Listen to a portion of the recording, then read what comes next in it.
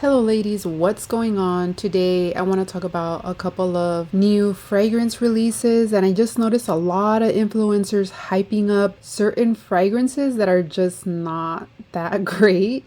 So I figured I'd jump on here and give my 2 cents on a couple of these new fragrances. So let's get started.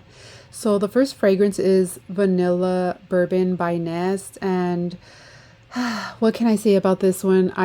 I'm absolutely in love with this fragrance. It is a true gourmand fragrance, and you can definitely pick up the vanilla, and I even pick up like some like almond ice cream in it, and a little bit of dark liquor in it as well. You know what this fragrance reminds me of? It reminds me of Kayali Vanilla Candy Rock Sugar. They are so similar, but Nest Vanilla Bourbon is definitely classier and it just smells very high end. I feel like, they're very similar, but Kayali Vanilla Candy Rock Sugar would be like Golden Corral, and Nest Vanilla Bourbon would be like Nobu. Like it's just on a higher level. So I dug in a little deeper, and for example, we're at the Sephora website. Vanilla Bourbon by Nest, it's $92, and you're paying for a 1.7 fluid ounce, right? So now let's go over to Kayali Vanilla Candy Rock Sugar. And for the 1.7 ounce, it's freaking $100. So you're paying more for a fragrance that's of lower quality. And I've been saying this before, and I'll continue to say this. I just think Kayali is way overpriced for its quality. So it's like you're paying noble prices for Golden Corral. That is essentially what you're getting here. So moving on to the next is Replica Afternoon Delight, and this is one of those fragrances that I see a lot of influencers hyping up, but honestly I just don't think it's gonna be that great. And yeah, the photos are just very lovely, and it's supposed to be a gourmand. Has notes of Madagascar vanilla, Madeline Accord, like pretty much their cookies, and sandalwood. But I just love these photos. It's just makes you feel like you're in that experience, having like a pastry at a French cafe or something.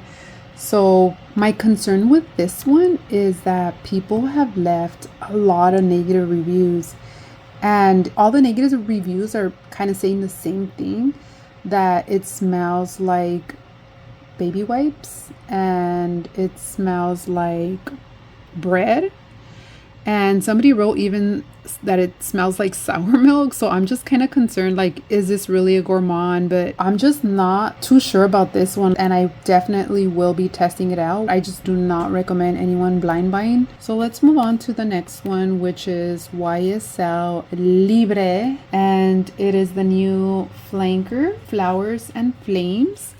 And you guys, this smells just like Libre, like the original fragrance. I cannot recommend this one. I just don't understand why people are hyping this one up as well. It's the same thing. It's the same fragrance. It's the same fragrance type. Warm flowers, they are all the same. Platine is the only one that's a bit different out of all the flankers, but they are all basically the same thing, and I do not recommend blind buying this one. If you go into Sephora and test it yourself, you're gonna agree with me. It's basically the same thing. So now let's move on to Sol de Janeiro 76. I tested this one out, and this has notes of blackcurrant, amber, and midnight jasmine. Honestly, this one smells like the first summer edition, Sea and Soul. It smells just like it. And the description says that it's similar to After Hours, or it's a new version of After Hours, something like that. But honestly, it smells just like Sea and Soul to me. And I won't be picking this one up because to me, I kind of get like little hints of 40 as well, and I already have the big bottle, so I'm passing on this one for sure. Moving on to the next one is Valentino Born in Roma Rendezvous, the gold Donna. And guys, I'm just so in love with Valentino fragrances, and I think it's mostly because of the beautiful bottles. Like, my goodness, their bottles are so amazing. And even when you step into a Nordstrom, like their kiosk section and just like their whole setup is so freaking beautiful. So yeah, this one is a limited edition, and it's a fresh solar scent type with golden gardenia, solar cocoa accord, which is kind of like the one that stands out the most to me. I'm having a moment with like the solar and citrus notes and coconut, so this is definitely something that I will be blind buying. And I don't know, I'm just a sucker for Valentino and their limited edition fragrances. I also picked up Pink Pee, but if you have the original, it's kind of the same thing. But yeah, it was the bottle that made me buy it, so, which is crazy because I see them going on the gray market for over $300. But yeah, let's see how this gold Donna turns out. I'll be reviewing it once I receive it, and I'll be giving my honest opinion on that one as well. So moving on to Alice Brooklyn Dear Sky, and I really like the bottle. It's very like prismatic and very, very cute and shiny, and just looking at the bottle, you think that it's like a gourmand fragrance, but it actually isn't. It's a fresh floral fragrance with notes of honeydew, malin, white peony, amber. And yeah, this one is a fresh floral, fruity floral type of fragrance. You know, I've been getting into that floral realm, so this is something that I will be testing out in Sephora as well. And yeah, the bottle is just freaking cute. So those are the fragrances that I have for today. Honestly, I'm just kind of getting tired of